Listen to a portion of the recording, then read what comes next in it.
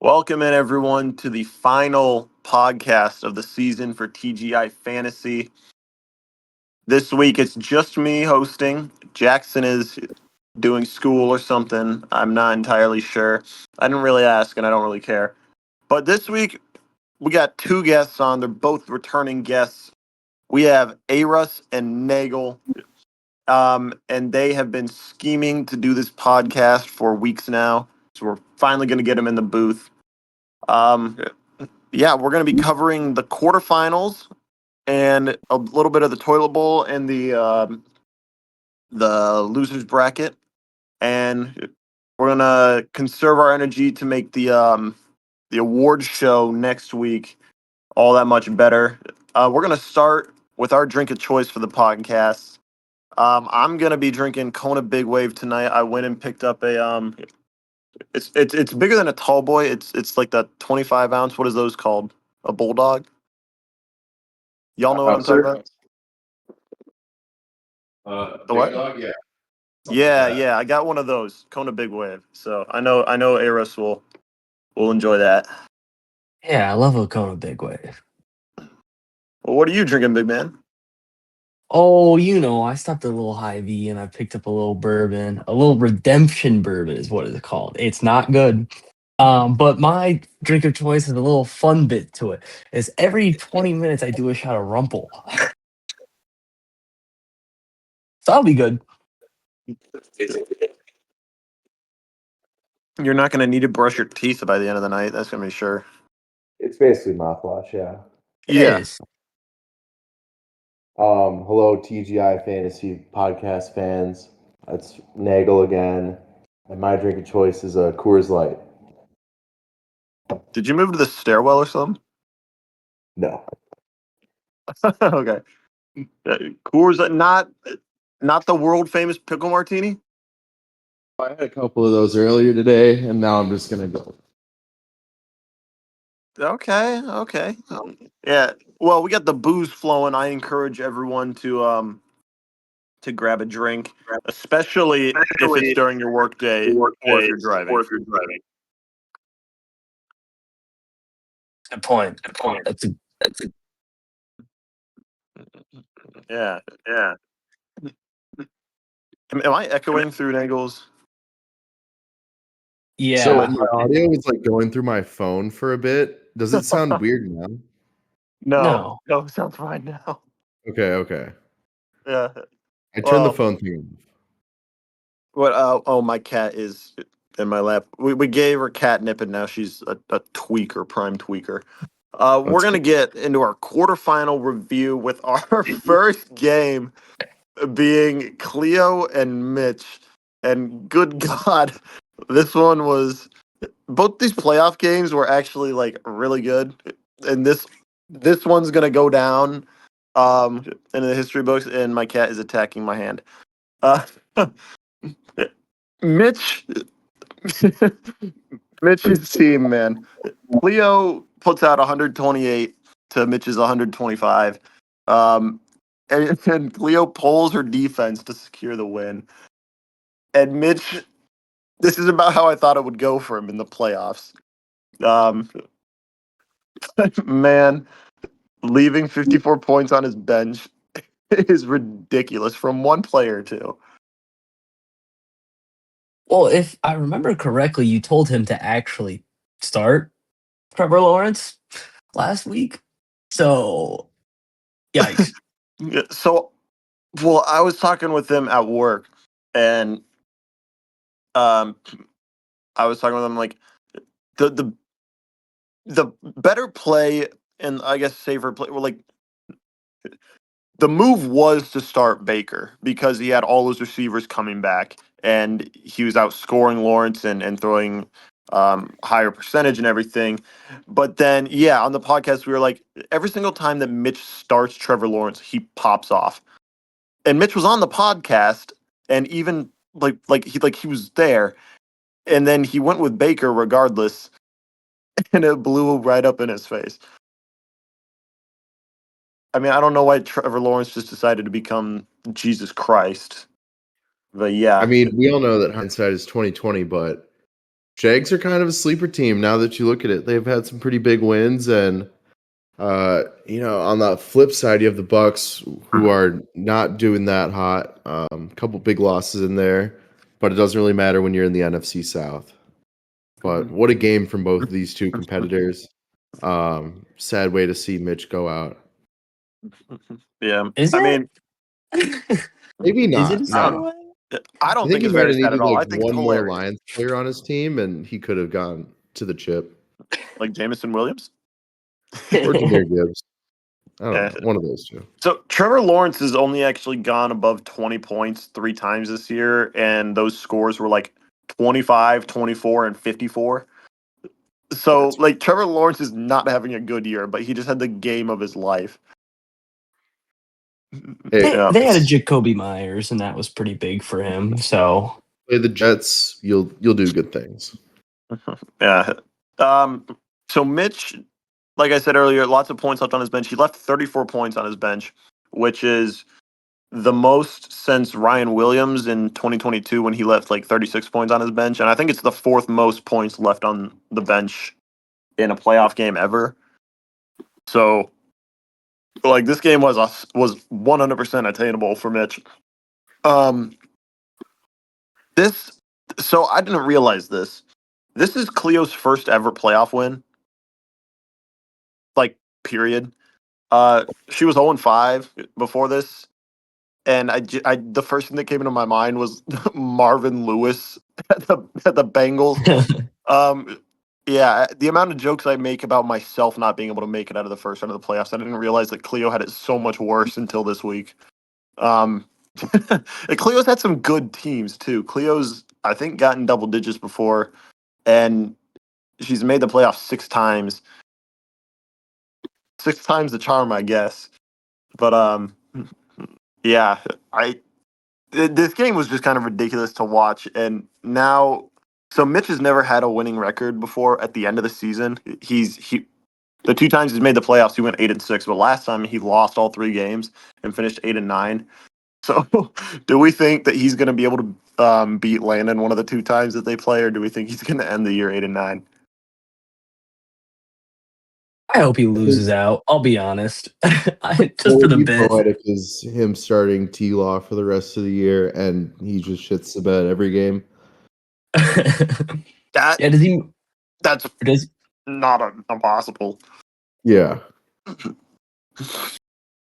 hmm. Yeah. I I think one of the funnier parts of this game though was like him begging people to like his message in the group chat about, making an argument for Cleo to play the Steelers. But, if he made like the argument of you need to play a full squad, we've played it like that the whole time, maybe I would have heard it, but it was just like it's funny, it benefits me. And I was like, oh, well, Yeah.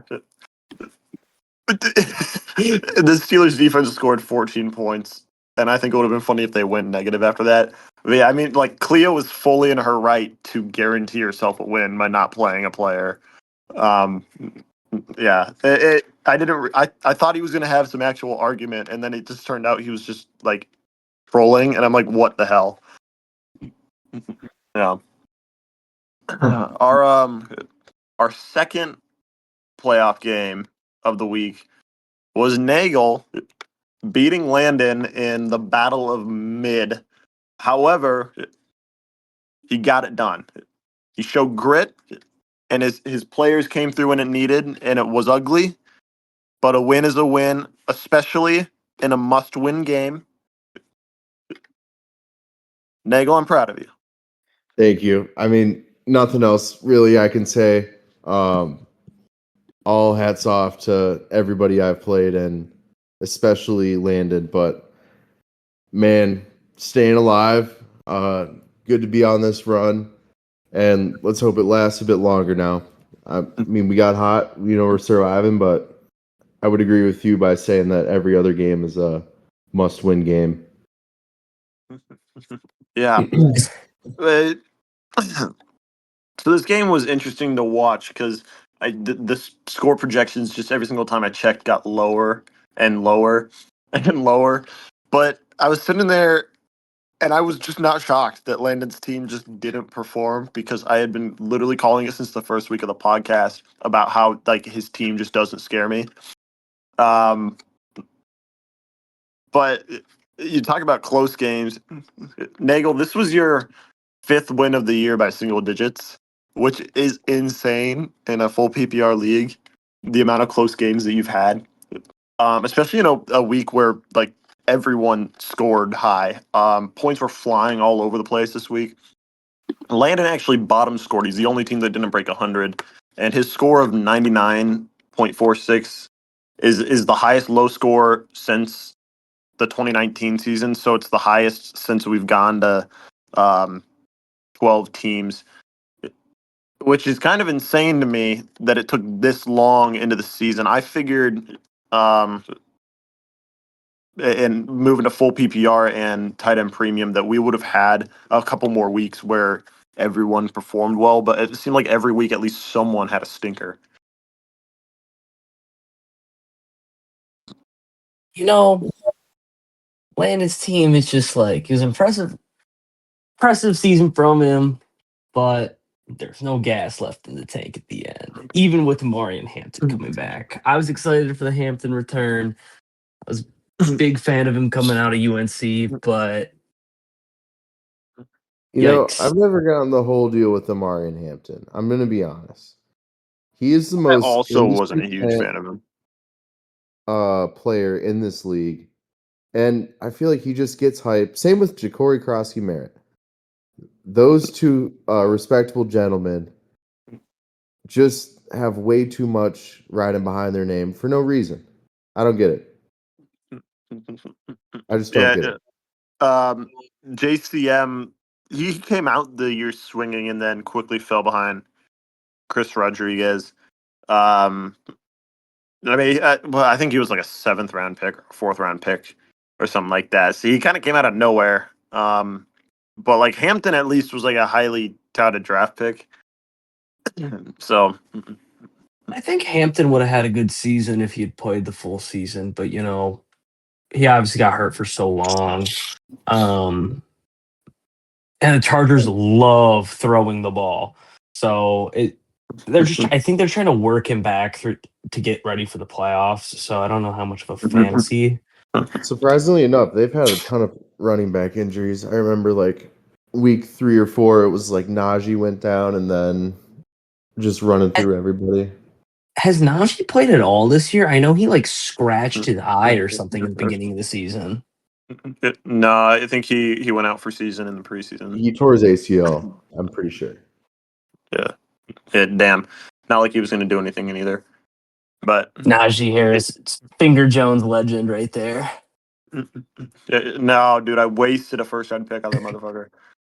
Yeah. Well, I mean, when Hampton went down, Vidal started getting like 25 carries a game.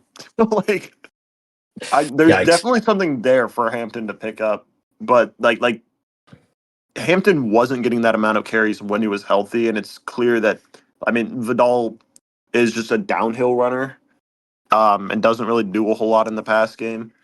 Um, yeah, Hampton's just Hey, way more versatile. but do you know what this big Ryan Nagel win sets up? Big fingers matchup. Yeah, Maybe they semifinals. maybe the Star Gods knew that this matchup wouldn't happen in the championship, so they had to make it happen, but in the semis. Is this the People's Championship then? This is our people's championships. It's the Yeah, the battle for fingers Iowa champ. City. Yeah, yeah, like I that. don't know who to pick. Ryan, are we gonna put something on the line for this one? I'll do another beer wager. Oh yeah. I'd lock me in. I'd love to, yeah. Look at That that. Let's reminds me, do I that. still haven't done my wager from when I lost to Mitch. I need to do that right after this. Whoops. Yeah. Dang. Well, covering just the last bit of the playoffs that happened this week, Cam and Aros were both on bye, and good God, you, Aros, you've got to be probably like thinking how lucky you are that the first round buys do exist, because you and Cam both would have lost this week and been bounced first round. So thankfully, you guys did have the buys to bank on. But this is what I said 2 weeks ago when you were on the podcast. Is every year one of the at least one of the teams on bye like has a stinker of a week that would have gotten them bounced. And this week, granted, you put up 109, which isn't like a crazy low score, but for this week, it was, I think, bottom four. Um, but it's a weird trend that keeps happening. I don't know what it is about that first round bye, but yeah, like I know you You got know, some worries about your team though. yeah. Let me get into this a little bit. Um, I'm a big fan of the bye week. I've had it every year. I put up a stinker every year in that first round. But I said this last time I was here. I'll say it again. Welcome to the bench, Stephon Diggs, your ass. He's now playing like under 40% of snaps, which the last time I was here, he was playing under 50. And from a guy who was on the field, I think it was like 95% of the time in week one, it just doesn't play anymore. And he's He's too getting busy up by cracking Matt Cardi B. Collins. Yeah, Matt Collins is getting 9 targets a game. Stephon Diggs is too busy looking at Cardi B being pregnant on the sideline. I don't know what it is. They're just doing yoga in his little Diggs studio or whatever it is, but he's either cheating on Cardi B. It's not right. He needs to be scoring me points, but now he's going to the bench. Welcome to the team, John Mechie Jr. Oh God. Yikes! But he's a great guy. It's Stephon Diggs, and I've been known to quote him in the saying, "I'm a great guy." Stephon Diggs is not a great guy for my starting lineup. It's He so is over. not fuel. It's so over. Cam, just be thankful, buddy, that we were on by. It was a rough one, but I am rooting for you to lose. Yeah, So yeah. So if the buys didn't exist, you would have gone up against actually you would have gone up against me. And then Cam would have played Ryan, and Cam only would have lost by 10 points. But yeah, even despite all that, I am a fan of the first round bye. As someone who did get bounced twice as the top seed, I am a fan of the first round bye. But it's just really funny to watch like every year and go, oh man, I wonder who would have played who.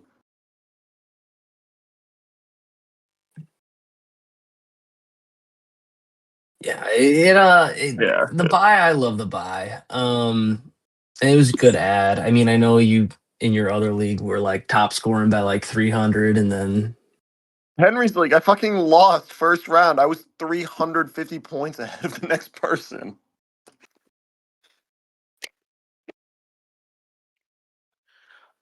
Well, I mean, oh you know, bye weeks, no bye weeks. We just gotta look forward. Uh, Yeah. it happened, and we have a whole lot of more games to talk about. Yeah. We are gonna cover both the losers bracket and the toilet bowl briefly. Um, since these games don't have necessarily a ton of impact right now, we're just gonna cover a few things that we noticed in them. Um, Starting with the losers bracket. So the games this week were me and Ryan. We put up a fuck ton of points in our matchup, and then Andreas dogged on AK. And ironically, I think the three highest scores of the no, I guess Eddie. Three of the four highest scores of the week occurred in the losers bracket, and none of them occurred in the playoffs, which is just really funny to me. Um, but this, I had been calling this since probably about week 8 when I realized my team was kind of going down the chute. Hey Russ, I have told you so many times how I was going to like miss the playoffs and then my team was going to just pop off and hit their true potential, like in Ninjago. Um, and that's exactly what happened.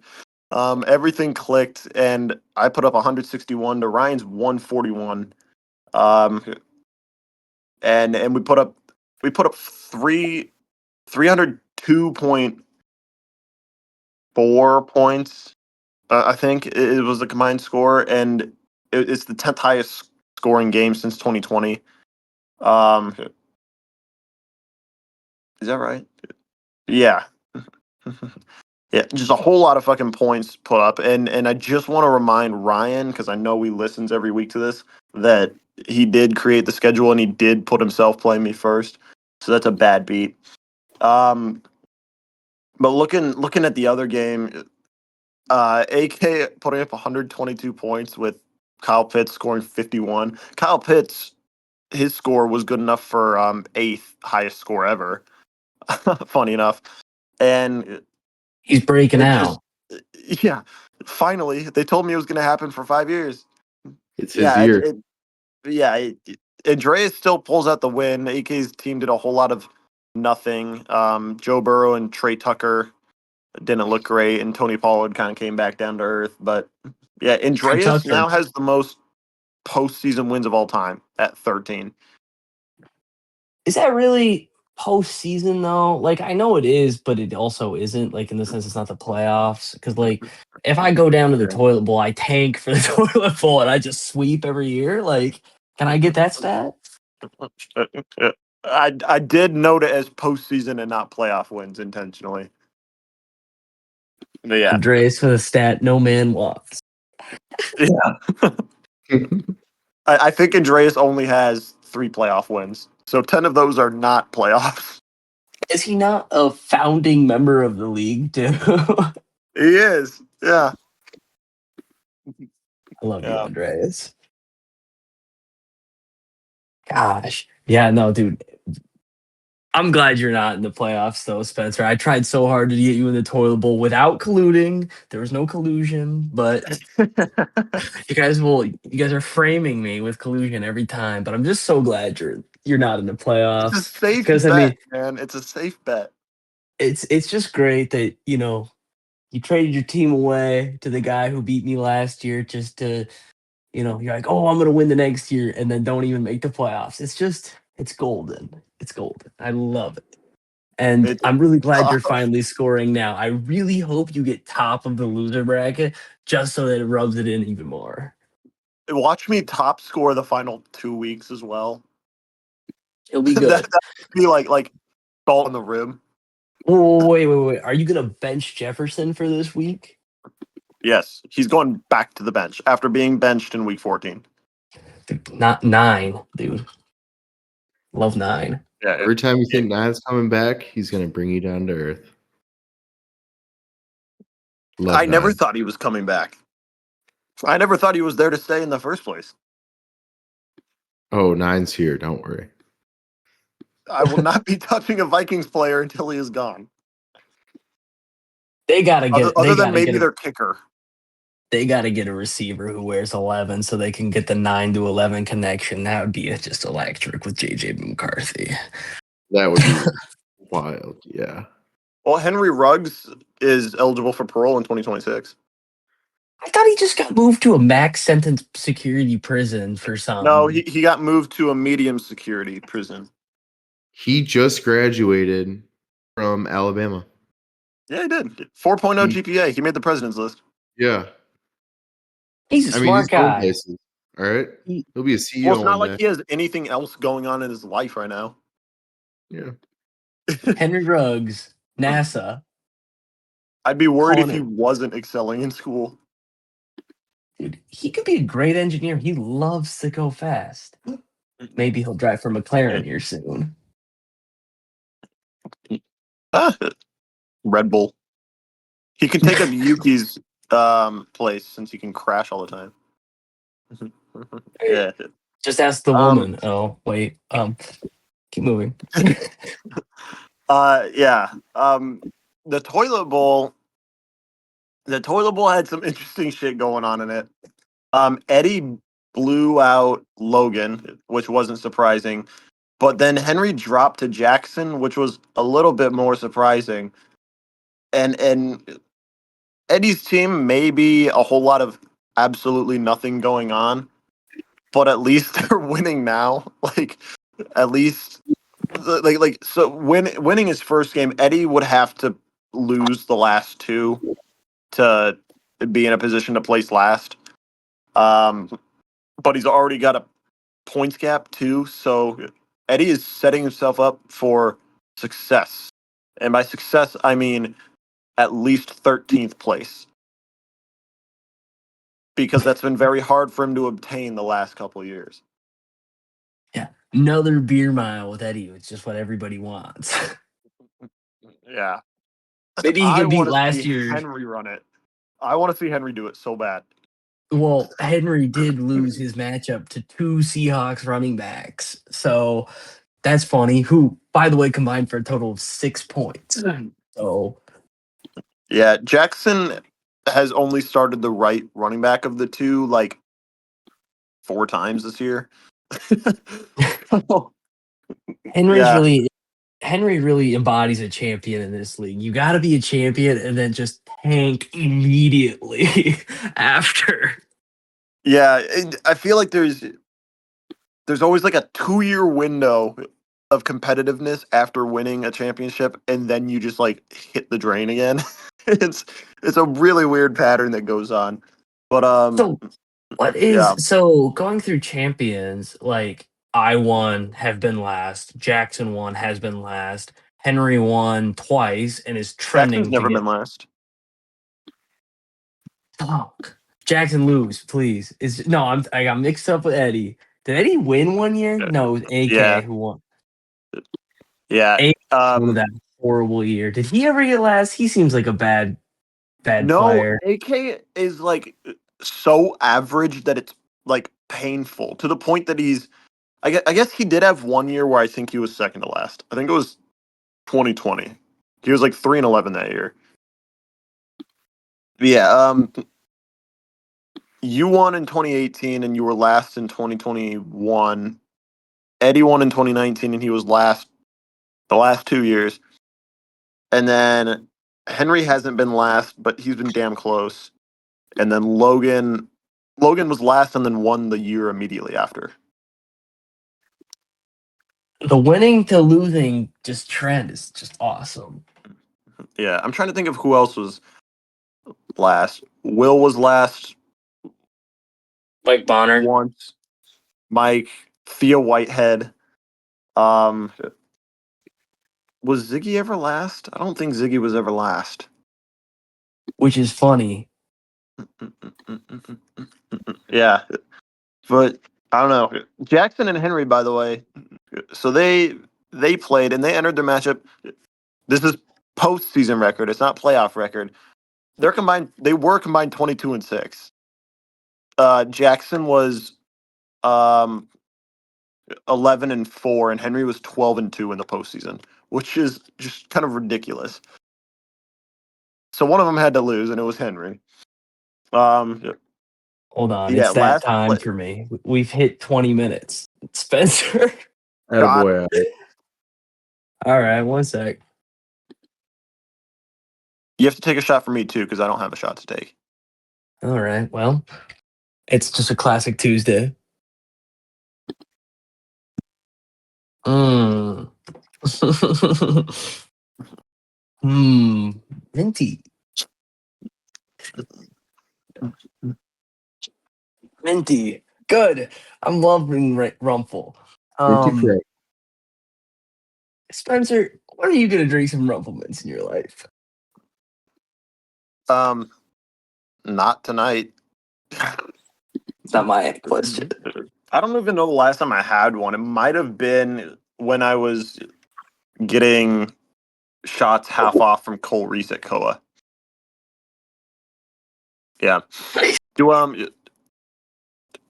either of you guys have a hot take that you want to make? I realize that we didn't put that in into the notes here, but I think I know Ryan talked about it a bit. If you guys have one, I would love to hear it before we get into our Mitchell Walsmith GM lowlight of the week. Mm. Nagel, you got anything? Uh,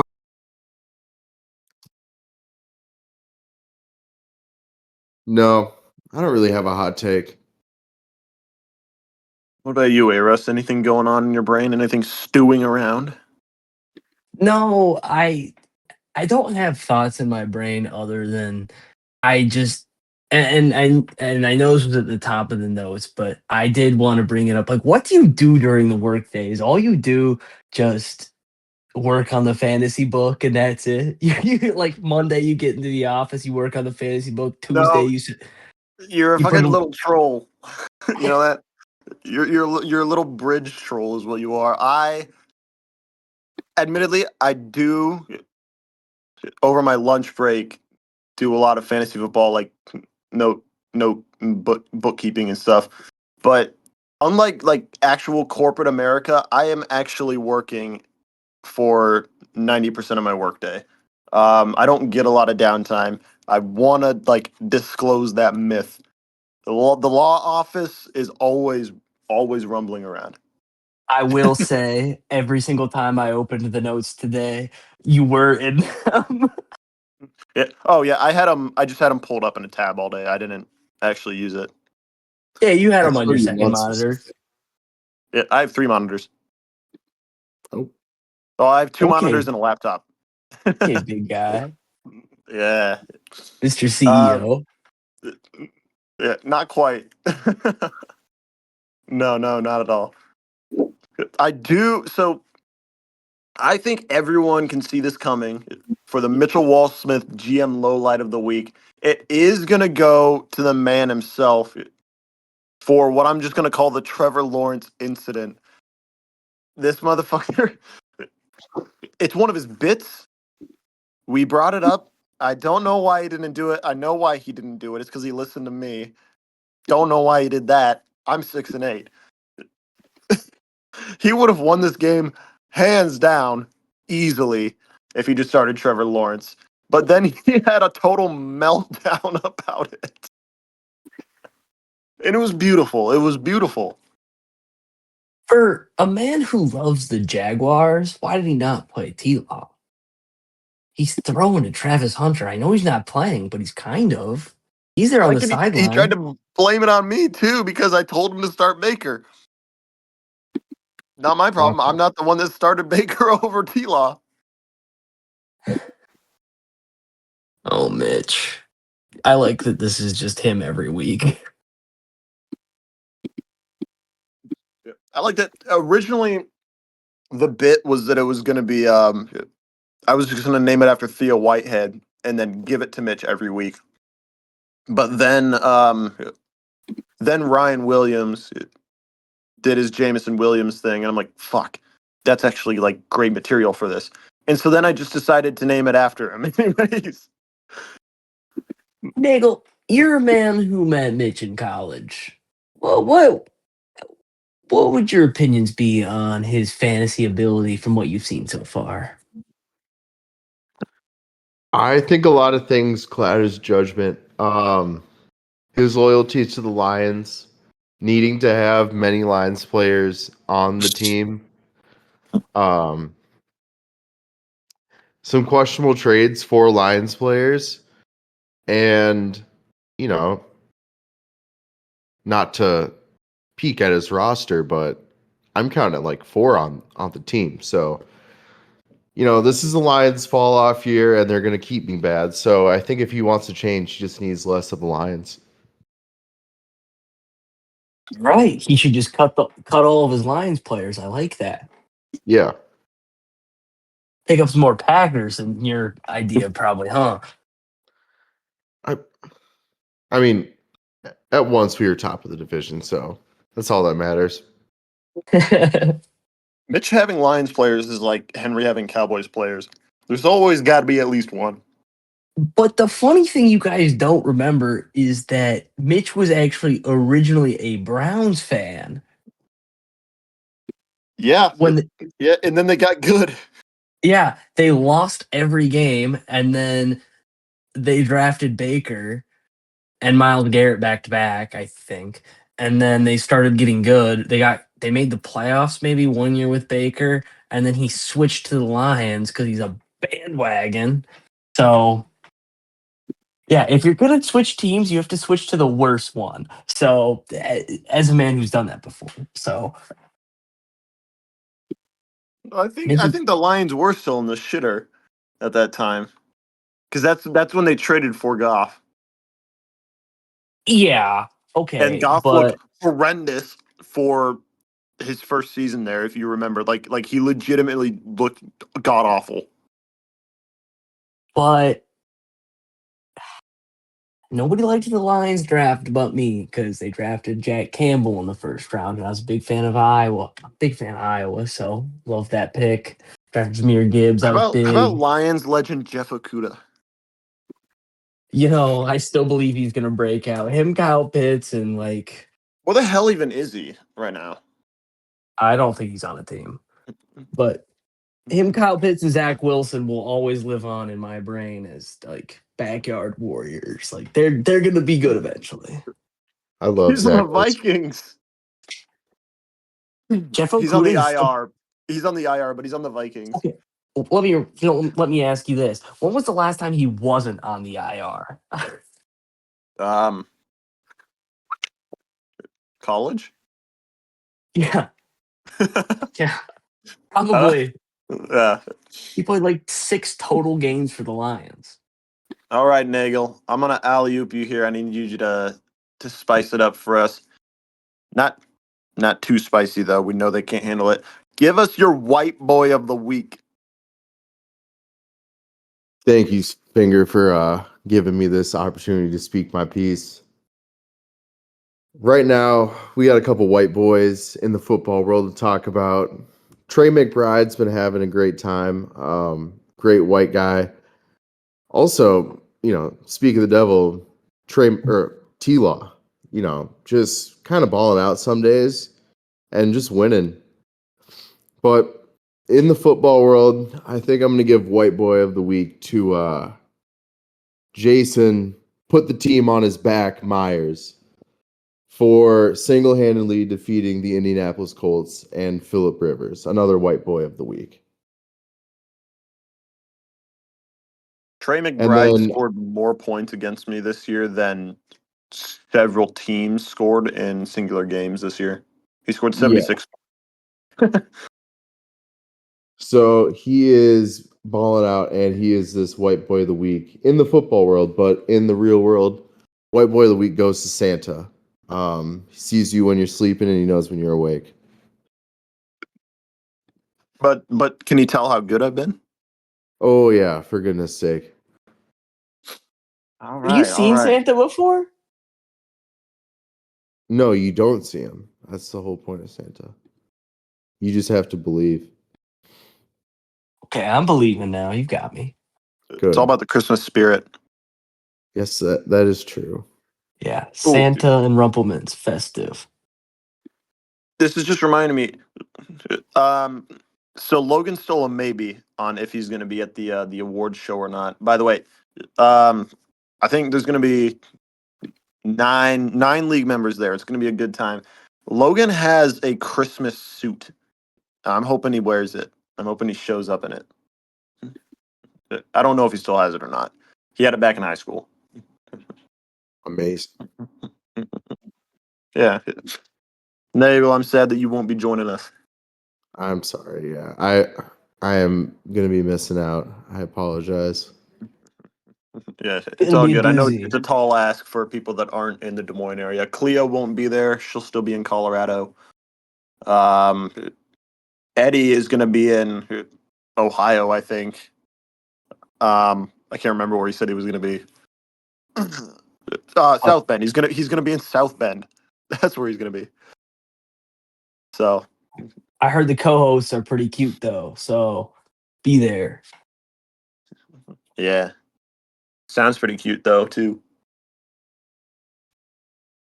Yeah. Anyways, I've sat here all year and watched guest after guest give their segment, and it's finally my turn. Last one of the season. I'm gonna be giving my top 10 moments in TGI fantasy history, and I've got a lot of good, a lot of bad, and a little bit of ugly. Um, no one was safe. I had 9 years of content to work with, and I'm gonna start off at number 10 with Andreas in his 2023 season, he played against the top scorer of the week in 4 consecutive weeks. That has never happened, never even come close to happening. And in that span, we were half PPR at the time. He got 570 points scored on him in 4 games. And it led to him changing his team name to Life is Suffering. It's the only time over the span of like 3 years that it wasn't Vanilla Vic. Um, and of course now it's Brotherly Love. But there was a good span there where it was just Vanilla Vic, except for about that 4 week span where it was Life is Suffering, and there was 1 week where it was I Hate Josh Allen, because I think Josh Allen dropped 45 on him. But that's my number 10. Number 9 was brought up by Andreas when he was on the podcast, and that was when he and Aras broke the scoreboard. Aras, you can remember this game. I know you can. It was your first game in the league, week 1 of the 2018 season. It's the only time that both teams went over 200 points. There were 437 points scored in this game. Andreas put up 234, highest score in league history. And it was wild, wild game. No one came close to putting up this combined score since. And Aras, like, what went through your mind during that? You know, it set the tone for the season. I believe that was my championship season. Shout Yeah, it out Todd. was. Shout out Todd Gurley. Probably the second best back that year behind Le'Veon Bell. He played a lot of games. I hope you all who were in the league remember that draft where I spent 30 minutes convincing you that Le'Veon Bell was gonna play and was better, and so me and the second pick get so that the auto draft didn't take Todd Gurley. But yeah, no, Yeah. it was no fun. It was no fun. It was a warm welcome to the league. Andreas, the funny thing is that Andreas and I actually talk about that game pretty frequently when we see each other. So Really? it was just a tough beat. So Yeah. Yeah, that draft was wild. So for everyone that wasn't there, the 9 people that weren't there, um, we did an in-person draft that year, and everyone but uh, everyone but Sebastian Granis, and I don't remember. I don't think Theo Whitehead was there. I don't think so Yeah. either. Yeah, but we had randomized the picks, and Sebastian was pick 1, and we were doing offline, so we didn't have an auto draft. So we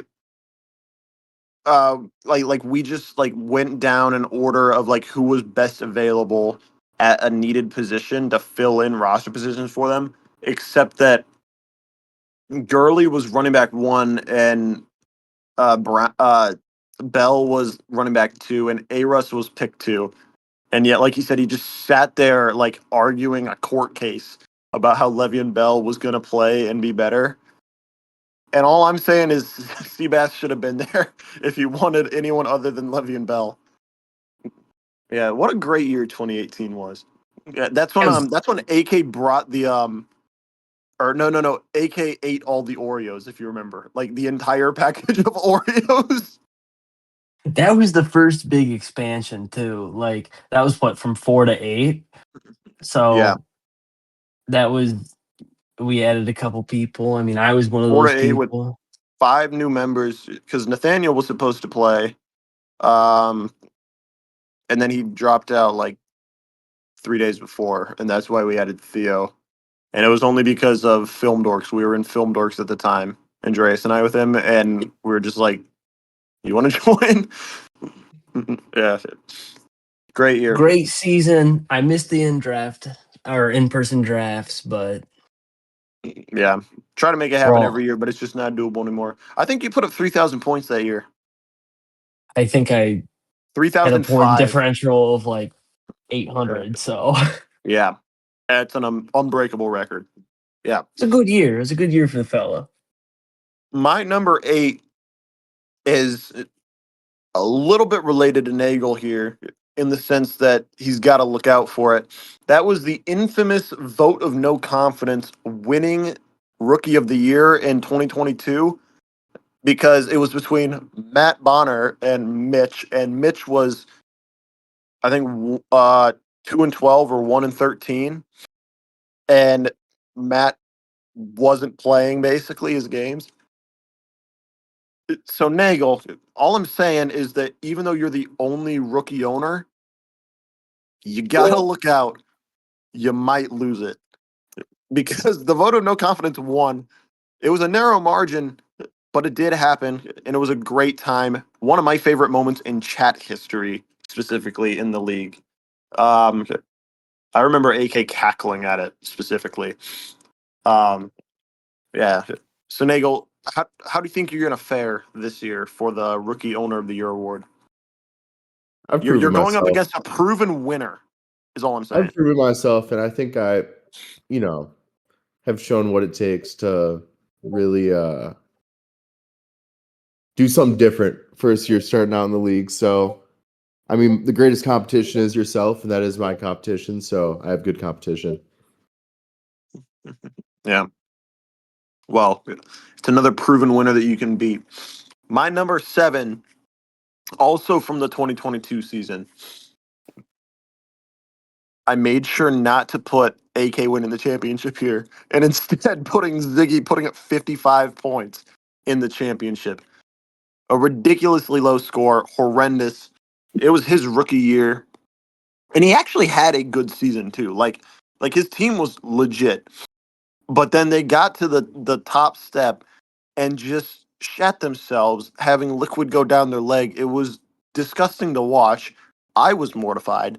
Um, yeah, and it led to the story of AK averaging 97 points a game and winning a championship. My number 6 is very recent. We literally talked about it 25 minutes ago. And that's Mitch not starting Trevor Lawrence in the 2025 playoffs. It's going to go down in infamy. It's going to be more well known than Pearl Harbor. Um, yeah, it's got recency bias, so I didn't want to throw it up the list. It's currently marinating, and depending on how well Mitch does in these next 2 weeks, it might move up the list, honestly.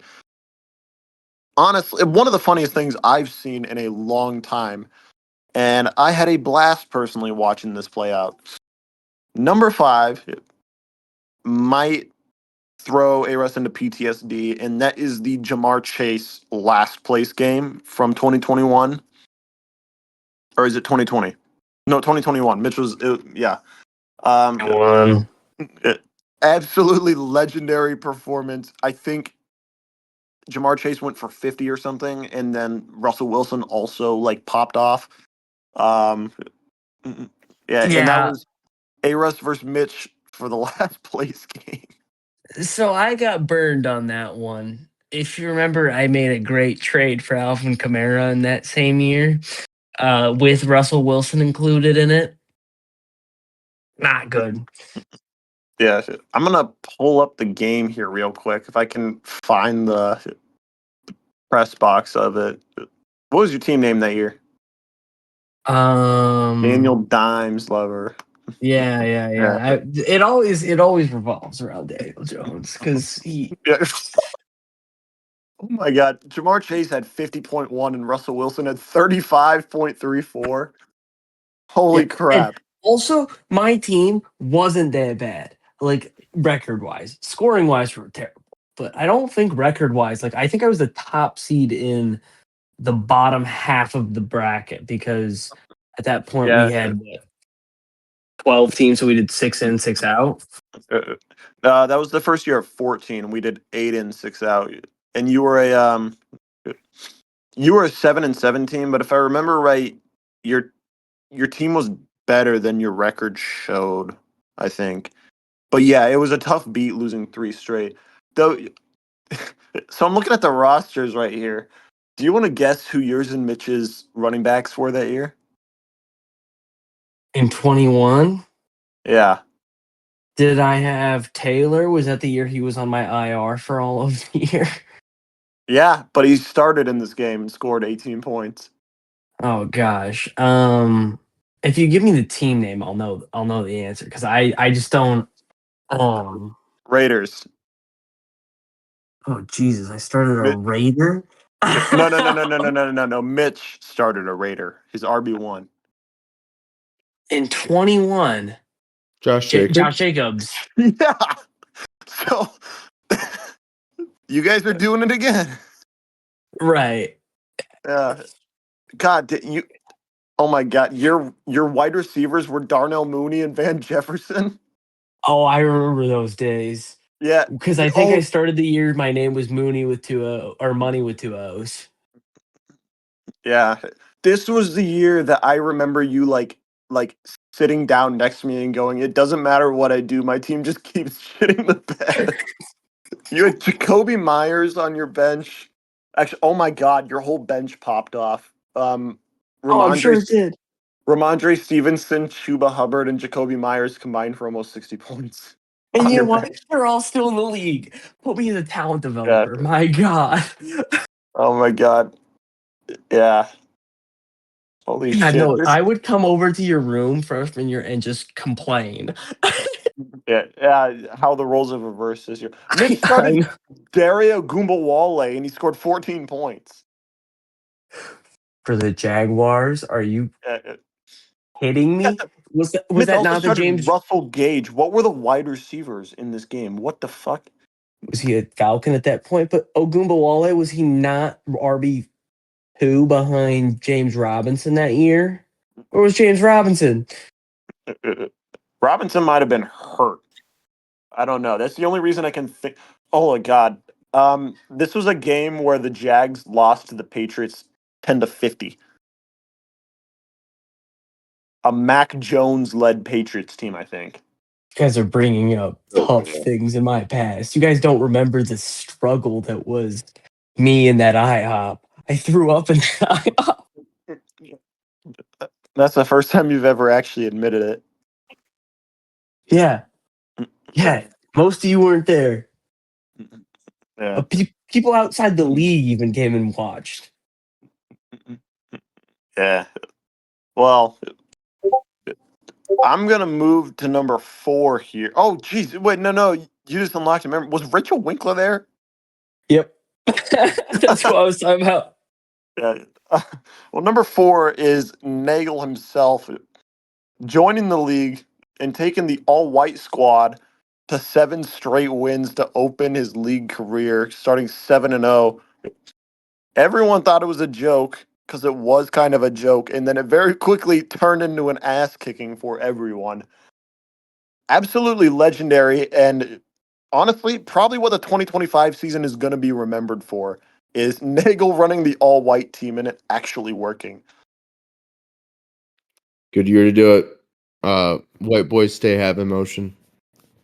Yeah, I question the feasibility of the strategy if we would have had 2 running backs, but it worked in this format. My I number would have taken 3. Scatterboo with a higher pick, and I still wish I had him this year. Yeah. If Even only he though didn't I get have him hurt. now on my IR, but he was just a beast. Starting running back, Cam Scatterbo, by the way, in week 14. Yep, he did start a game. Yeah. My number 3 is going to take it all the way back to 2019 when Andreas rage quit the league after starting 0-3. Rage quit the league, and then Logan took his spot and immediately, I think, won the 2 games after by like, I think he like changed 6 of the starters on Andreas's team through free agency and won his first game.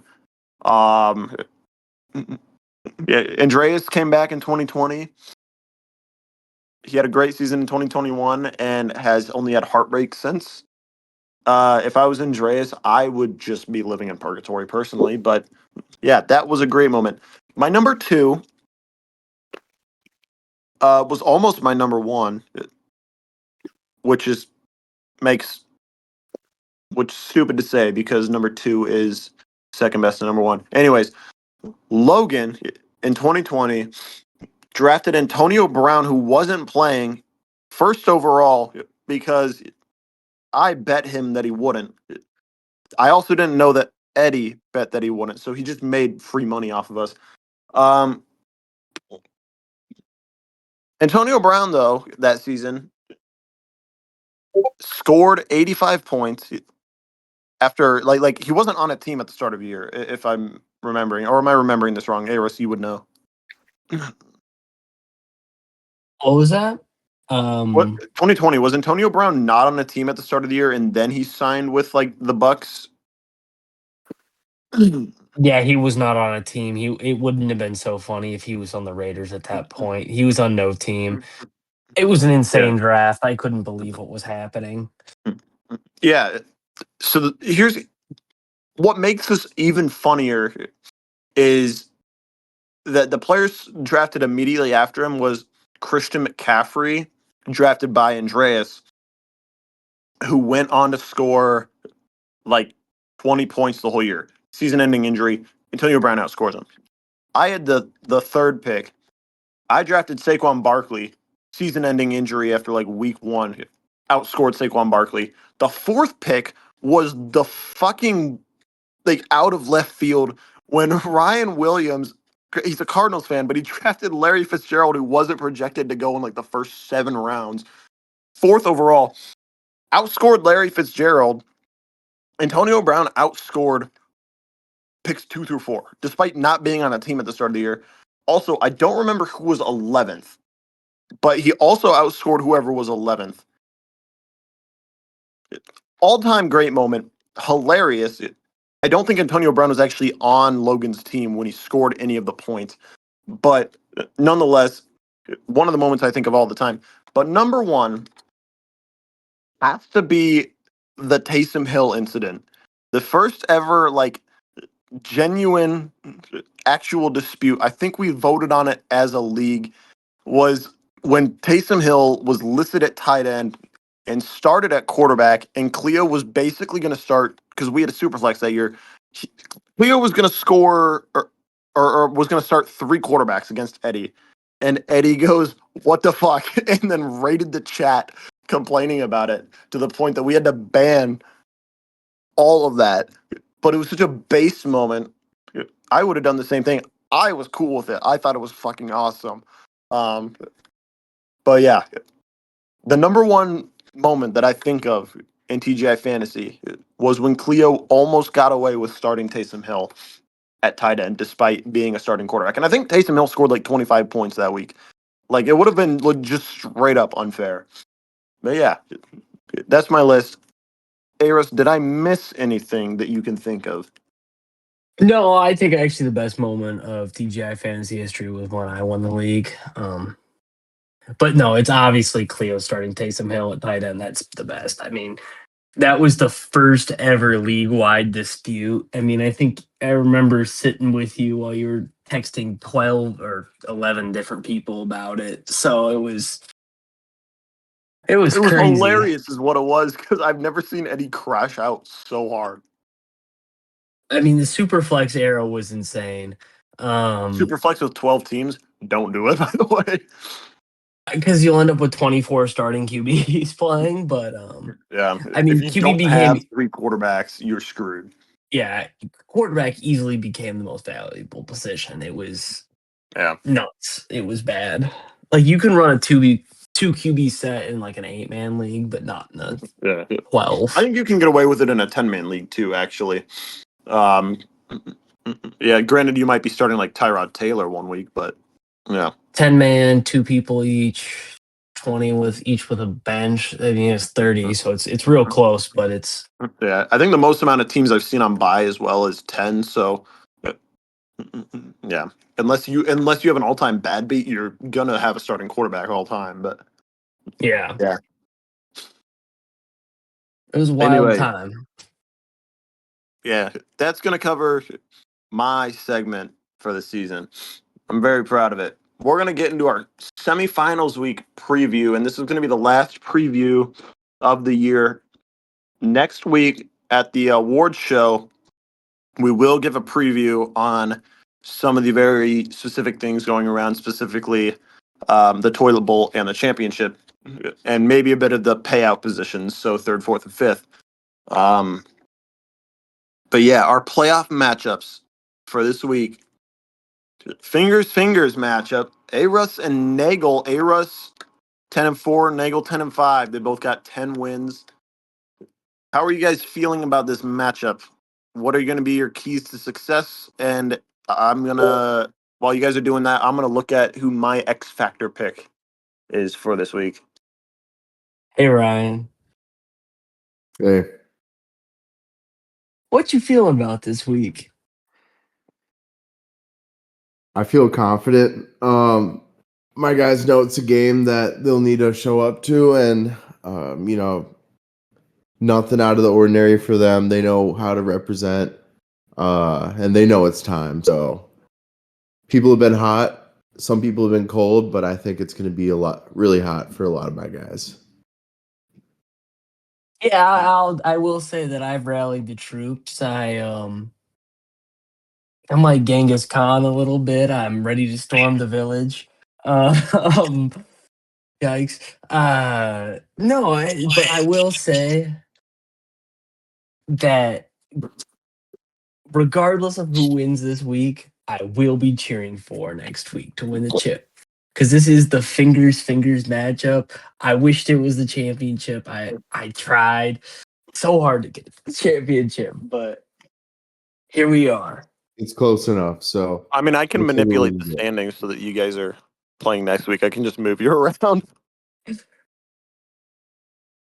Yeah, Yeah. yeah, but this week,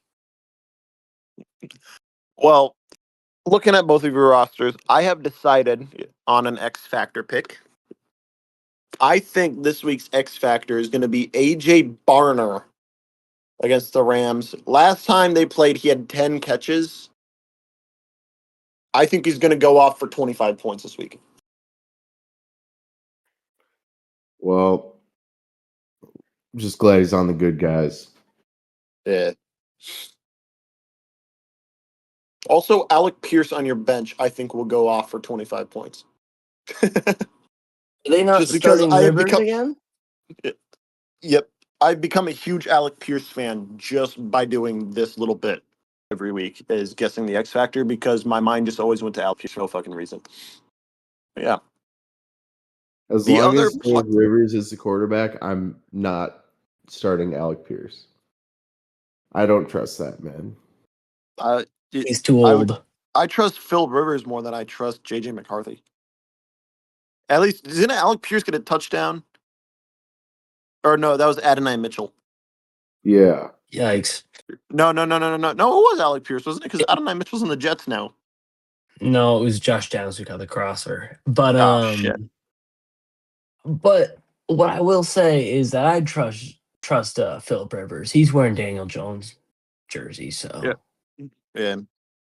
Logan is repping him through the rest of the playoffs. So, hell yeah. yeah. Our other playoff matchup. Do I not get an X Factor? What the fuck? You're both playing. You're both biased. But I got no. You say AJ Barner and I don't get one. Oh, okay. My. Okay. Well, the question of bigger X factor, is it going to be AJ Barner or Michael Wilson? And I'm picking AJ Barner. Damn. Okay. Yeah. Yeah. Yeah. Your players are like, all your players are too good other than your wide receivers for me to like. The joke is that it has to be not great players. I got a bunch of athletes on my team. Something Nagel wouldn't know Actually, I guess about. Stephon Diggs is pretty mid. I'm still taking AJ Barner. Or just athletic. He doesn't understand. Yeah.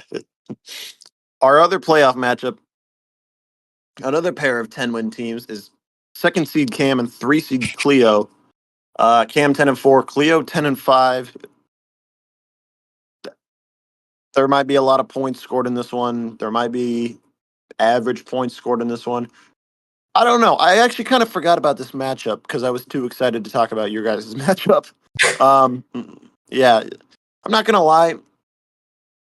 Cleo is one of the hottest teams I have ever seen. 7 straight wins. Um, and something in the air just feels like it's going to keep going to me. But Cam has been my championship pick since we started doing this podcast, and his team hasn't really let up. But Cleo's team just keeps winning, and it doesn't really seem to matter whether it's by 50 points or by um, 0.03 points. So it's really hard to bet against Cleo. What are your They guys' thoughts? Because regardless, one of you guys is going to have to play one of them next week. they both score so many points. I don't like it.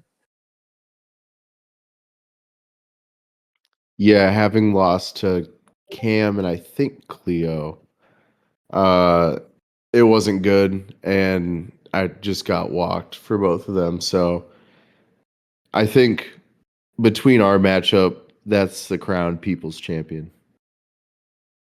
Yeah, it's true. It Cam made a good in-season move to trade for CD. Cleo, what the fuck was the start? But here we are. So I mean, we're 1, 2, 3, 5 seeds, I think. Doesn't really shock me that we've all gotten here. So I I don't would have been know. shocked if Mitch would have been in this. Thank God he isn't, right? Because if Mitch won the league, I'm quitting. And put that on record. I will also quit. We just disband the league if Mitch wins. I think Yeah. If Mitch wins, he will be the last champion because the league won't get to. Actually, is that too much power? That's too much power to give him, actually.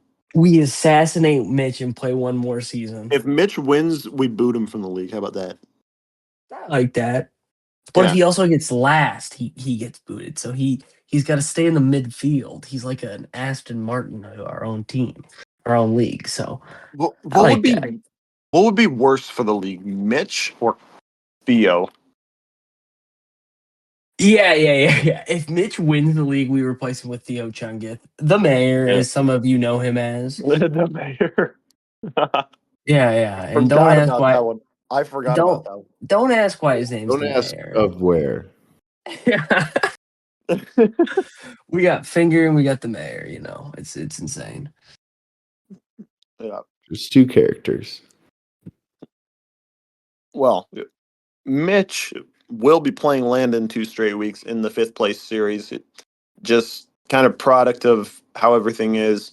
Um, just a reminder for everyone. I feel like this question gets asked every year. Um, they're going to be playing 2 straight weeks. If they go 1-on-1 against each other, it'll just be whoever scores the most points. And that'll determine 5th place. There is $30 on the line here. 6th place does not pay out. So, yeah, the losers bracket matchups are myself and Andreas, the oldest rivalry in TGI fantasy, coming back for a 20th matchup. We're both 7-8. The winner puts themselves in the driver's seat to win the losers bracket and get priority draft position. Ryan and AK are both 6-9.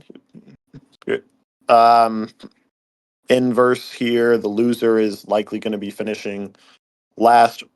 Not not totally out of the question that they can place higher, but yeah. Now, the toilet bowl arguably more important at this point than the loser bracket. Jackson and Eddie, both 6-9. The winner of this game is safe on placing last. They will be 2-0. The loser cannot be 2-1. So this is huge for both of them because Jackson's team is ass, and Eddie could possibly avoid a third straight last place finish here. The loser will still be eligible to place last. It'll just take some work. Henry at 6-9 and Logan at 3-12, though. Very different story.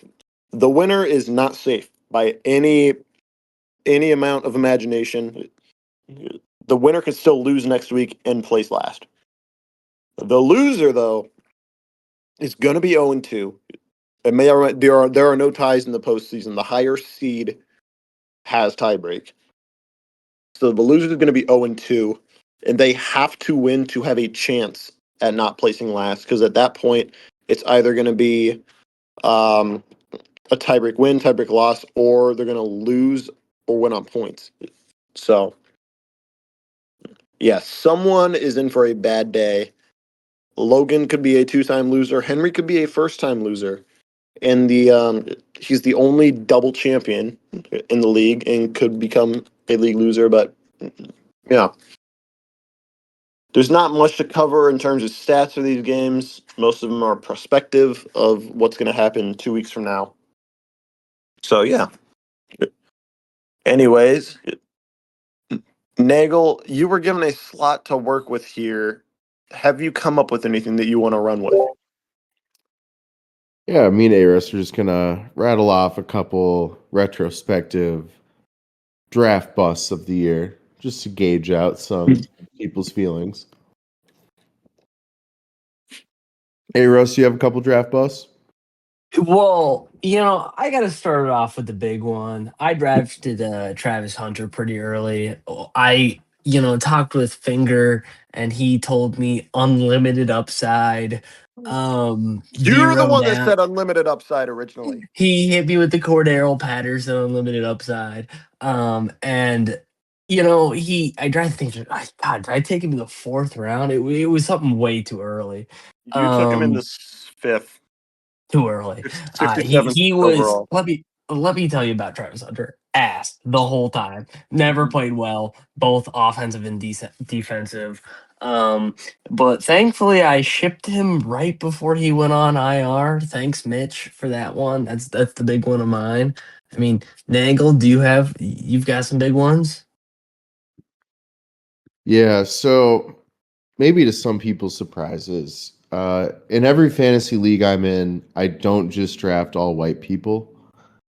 Uh, in a couple leagues I'm in this year, I was really hot on Calvin Ridley. You know, first year quarterback, they might throw a receiver who's been around the league a few years the ball, but nope, when he was playing, he was just ass. Same with Stephon Diggs most games too.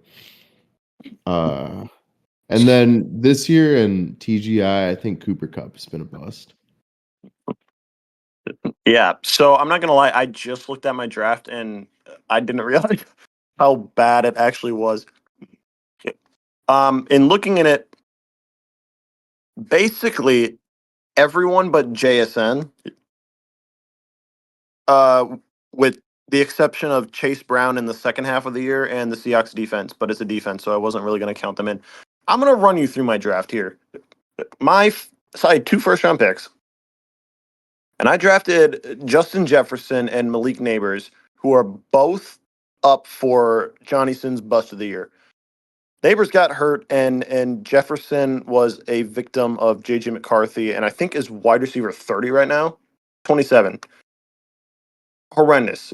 My second round pick was Chase Brown, who was, I think, running back like 25 through the first 8 games of the year, and then figured it out just by getting spammed by passes. So Chase Brown ended up being okay. My third round pick was JSN, arguably one of the steals of the year. But then after that, it's a whole lot of yuck. Alvin Kamara, who's hurt and not playing. Tyrone Tracy, who was benched, hurt, came back, hurt, benched.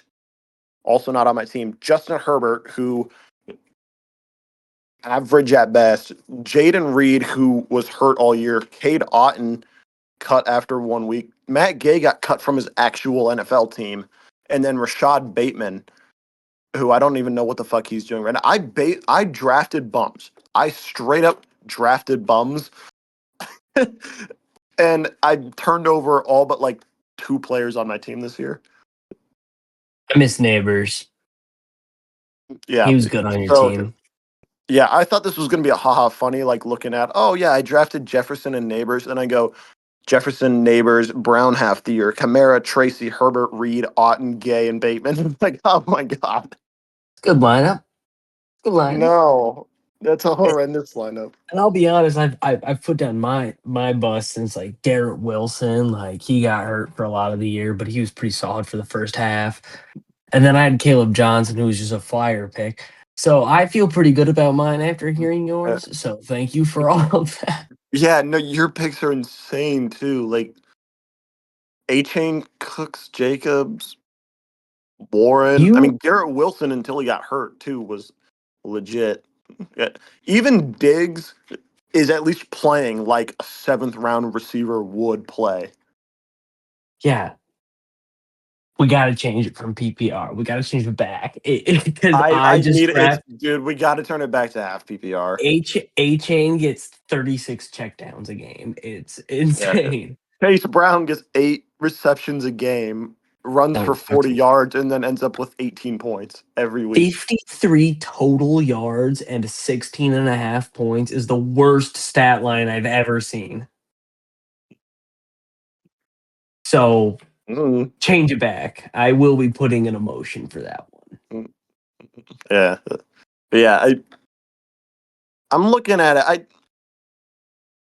Looking at everyone else's draft, and maybe this is just me being salty, but I actually Jackson's was pretty bad. I was gonna say I don't think anyone had so many busts as I did, and it really. I never considered myself great at drafting. I considered myself good at manipulating the waiver wire, but oh my god, was this year bad for me? Jackson drafted Bowers, Walker, Evans, Moore, Pacheco, Golden, Addison, Scatabo. His first actual like good draft pick was Drake May in the 9th round. But granted, he didn't have as much capital to work with, so I just listed those players off. But that was second, fourth, fifth, sixth round. That's why trading draft Yeah. picks scares the hell out of me. Yeah. Well, you say that, but then you top to bottom basically nailed your draft. You proved that you can build a winning team without Hey, your first round pick. blazing the glade. No, Yeah. no, I mean you got with PPR, I feel like you gotta work on target share. So Yeah. That's what I thought I I was mean doing with Jefferson and Neighbors. you just didn't account for 9 and MetLife. Yeah. So It's a good guess segment. I mean, I what think about I I'm think taking the rest of Nagel's draft. What is it looking like? I You a drafted lot Bo of Nix. people are still on my team. there's a bunch of good boys. Where do you I see didn't yours? realize that you were the one that drafted Bo Nix. And Colston Loveland, huh? Yeah, a lot of these are filler. Yeah. Hey Uh, Nagel, Yeah. can you talk about what this league means to you? Just to end us off, because you're new and you've been on this list, the wait list. Great community, worth the wait, and excited for next year. Go TGI. I love Nagel, that. you actually attended the was it the 2023 draft? In Yes, I Fairchild did. or Yeah, New Fairchild. at New And I Fairchild, attended yeah. the award ceremony. Were you were you? He's I might outside have his been room. home. Yeah. I can't remember if you were home. I thought I was the no, I think I was the only one home because I remember being I was definitely the only one home because I remember being Okay. like hammered on the couch, waiting for the video to upload Okay. at like 3 Gotcha. a.m. But I think you came back the next day. Yeah. Well, I have been, watching the award ceremonies every year. Not to make fun of you, Finger, but to enjoy it. Dude, it it gets bad when I'm drunk by the end of it. I'll tell you Oh, that. that's the best part. But that's the tradition too, so it Yeah. has to happen again. Will you watch it this year? Oh yeah, Nagel, who do you think is going to be more hammered by the end, me or Aros? Aros is. Uh, Do, Aros, Are you going to be more hammered if you're in the championship game or if you lose this game? If I've lost this game, I'm blacking out before I even get there, and I will be driving. No, Midwest sober drive. yeah. But if I'm in the championship, I'll have to congratulate myself with a shot. It's I gotta have the Leo Carp flowing in me. Pause. Um, just gotta congratulate myself with one of those. So, Yes. And to but remind I will. everyone, voting is open until the end of Monday night this week. There are still some votes out there left to cast. So if you want to get them in, make sure to get them in. We got a good show for you. Yeah. Aris is going to be joining in the tackle box this year. Oh, yeah, I think what's up? Yeah. So Aris, was it last year I was trying to get you on it? Yeah, it was, but Yeah. it didn't work out. But I got my suit ready. I got my fit ready. You're all gonna be surprised. Yeah. Um, it's a suit and tie affair. Nagel will be watching on his couch in his suit. I know it. It'll be a good time. 2 years ago for the first one that we did, I was in Iowa City. I think it was the day after Christmas. It was the 26th, I think. And um, Landon was the only other person in town, and I tried. He was almost on the first one to co-host with me, um, but that didn't work out either. So I'm excited to have a co-host for the first time. Yeah, Shout out the production team though, me, Finger, and Jackson. So it'll be a good yeah, time. it's going crazy. We got to start filling out our notes for that. Yeah.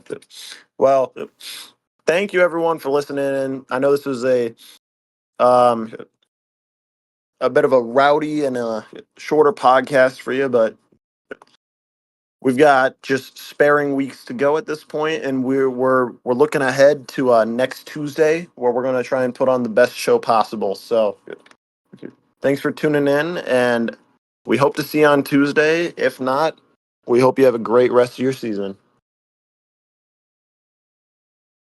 How do I how do I stop it? How do I stop the bot? I'm sure it saves. I don't remember how to stop the bot. There's Um, another. I need to pin Jackson.